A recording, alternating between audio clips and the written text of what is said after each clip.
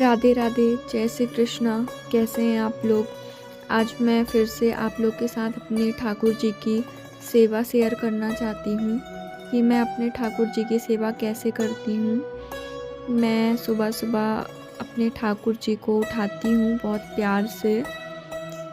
उसके बाद मैं अपने ठाकुर जी को सुबह उठाते ही सबसे पहले दूध का भोग लगाती हूँ। और आप लोग को भी लगाना ही चाहिए दूध का भोग, क्योंकि जैसे हम अपने घर में अपने बच्चों को सुबह सुबह उठा करके उनको दूध पिलाते हैं सबसे पहले, वैसे भी कान्हा जी भी हमारे बाल स्वरूप ही हैं, तो सबसे पहले हमें भी उन्हें उठा करके दूध का भोग लगाना चाहिए। मैं उनको उठा करके उनके बेड पे बिठा देती हूँ। उसके बाद मैं उनका आसन साफ़ करती हूँ। उसके बाद अब मैं अपने ठाकुर जी को दूध का भोग लगाऊंगी कि मेरे लाला दूध का भोग लगाइए। उसके बाद फिर हम अपने ठाकुर जी को स्नान कराने की विधि चालू करेंगे। अब मैं अपने ठाकुर जी को स्नान कराऊंगी। मैं अपने ठाकुर जी को एक पीतल की थाली में स्नान कराती हूँ। उसमें मैं अपने ठाकुर जी को बिठा लेती हूँ। उसके बाद मैं उस थाली में ही ठाकुर जी को स्नान कराती हूँ। और स्नान कराने के बाद जो ठाकुर जी जो पानी रहता है थाली में, उसको कभी भी हमें बाहर ऐसे नहीं फेंकना चाहिए। हमें हमेशा उसको किसी पौधे में डालना चाहिए, या तो आप उसको तुलसी के पौधे में डाल सकते हैं। और आप लोग अपने घर में ऐसा एक छोटा सा शंख ज़रूर ले लीजिए, जिससे आप कान्हा जी को नहला पाएँ। कान्हा जी को आप नहलाने के लिए ऐसे भी नहला सकते हैं, लेकिन पुराणों की माने तो कान्हा जी को ऐसे शंख की धार से ही नहलाना चाहिए। उसके बाद हम अपने कान्हा जी को अब अच्छे से साफ़ करेंगे। मैंने पहले भी वीडियो में बताया था कि हम अपने कान्हा जी को अच्छे से साफ़ करना चाहिए, नहीं तो वो काले पड़ जाते हैं।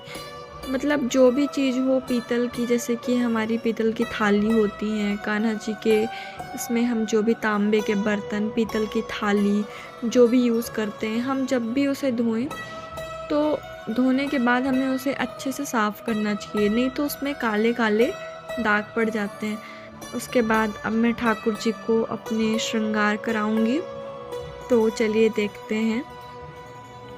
मैं अपने ठाकुर जी को इत्र डेली लगाती हूँ, लगाना भी चाहिए ताकि हमारे ठाकुर जी को भी अच्छा लगे। उसके बाद मैं ठाकुर जी को आज पिंक कलर का ड्रेस पहनाऊँगी। ठाकुर जी के पास काफ़ी मतलब मेरे ठाकुर जी के पास काफ़ी सारे ड्रेस हैं, तो मैं उनको ऐसे डेली चेंज कर कर के पहनाती रहती हूँ। मतलब मेरा जो मन करता है, जैसे मुझे जो अच्छा लगे। लेकिन हाँ, सीज़न के अनुसार पहनाना चाहिए, ये नहीं कि अब भारी गर्मी में आप उनको वेलवेट का ड्रेस पहनाएं, ऐसे नहीं। जैसे हम अपने बच्चों को पालते हैं गर्मी के सीज़न में गर्मी के कपड़े, ठंडी के सीज़न में ठंडी के कपड़े, वैसे हमें ठाकुर जी की भी सेवा करनी चाहिए। उसके बाद मैं अपने ठाकुर जी को अब ये माला पहनाऊँगी, पूर्ण श्रृंगार करूँगी अपने ठाकुर जी का। मैं अपने ठाकुर जी को बहुत प्यार से सजाती हूँ। मतलब मेरे को पूजा करने में 1 डेढ़ घंटा लग जाता है। मैं अपने ठाकुर जी को बहुत प्यार से सजाती हूँ, बहुत प्यार से श्रृंगार करती हूँ। कभी कभी तो लाला श्रृंगार लेने में 1 डेढ़ घंटे लगा देते हैं, और कभी कभी तो मेरे लाला 10-15 मिनट में ही तैयार हो जाते हैं। सब कान्हा की महिमा है। उसके बाद अब मैं अपने ठाकुर जी को विग पहनाऊँगी। उसके बाद मेरे कान्हा जी मोर मुकुट पहनेंगे और बहुत सुंदर लगेंगे। ये मेरे ठाकुर जी ने मोर मुकुट पहन लिया। मेरे ठाकुर जी इतने सुंदर लग रहे हैं, मैं क्या बोलूँ। आप लोग भी घर में एक तुलसी की माला ज़रूर रखें, और या तो उस तुलसी की माला को ठाकुर जी के गले में पहना के रखें, या फिर उनके आसपास कहीं रखें। क्योंकि अगर जब भी हमारे पास तुलसी घर में नहीं होती है, या फिर किसी वजह से हम तुलसी नहीं तोड़ते हैं, तो कम से कम उनके पास एक तुलसी की माला रखी रहे, जिससे वो हमारा भोग स्वीकार कर पाएँ और वो भोग लगा पाएँ। उसके बाद मैं सुबह सुबह उठते ही मेरे घर में जो भी पुष्प लगे हुए हैं, मैं वो सब तोड़ लेती हूँ, ताकि मैं अपने ठाकुर जी को अलग अलग कलर के पुष्प चढ़ा सकूँ। मैंने खुद से घर में बहुत सारे पौधे लगाए हैं, क्योंकि मैंने सुना था कि ठाकुर जी को प्रसन्न रखना है तो अपने घर में बहुत सारे तुलसी के पौधे और बहुत सारे पुष्प के पौधे लगा लीजिए। तो आप लोग के घर में भी अगर लड्डू गोपाल जी हैं, ठाकुर जी हैं, तो आप लोग भी अपने घर में बहुत सारे पौधे लगाइए, तुलसी लगाइए, जिससे हमारे ठाकुर जी प्रसन्न रहते हैं। उसके बाद अब मैं अपने ठाकुर जी की आरती करूँगी। आरती, धूप बत्ती, दीपक मैं उनको दिखाऊंगी। उसके बाद फिर हम अपने ठाकुर जी को भोग लगाएंगे।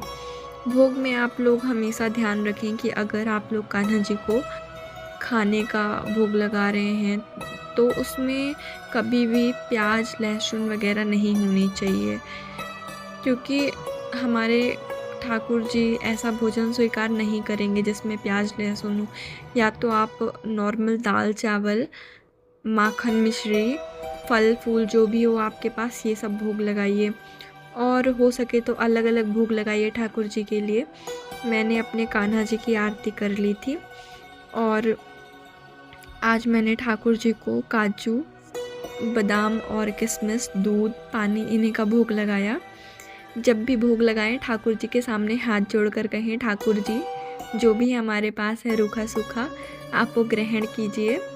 उसके बाद हमें ठाकुर जी को भोग ग्रहण करने देना चाहिए थोड़ी देर के लिए। आप लोग जब भी भोग रखें ठाकुर जी के सामने, उसे तुरंत 5 मिनट में मत हटाया करिए, क्योंकि हमारे ठाकुर जी अपने सखा सखी गोपियों को बुलाते हैं साथ में खाना खाने के लिए, भोग लगाने के लिए।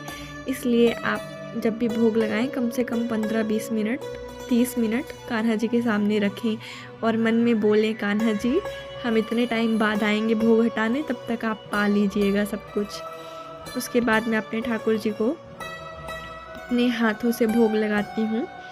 दूध, पानी जो भी है, आप लोग जब भी भोग लगाएं उसमें पानी ज़रूर रखें, क्योंकि जब हम खाना खाते हैं उसके बाद हम पानी पीते हैं, वैसे ही हमारे ठाकुर जी भी हैं।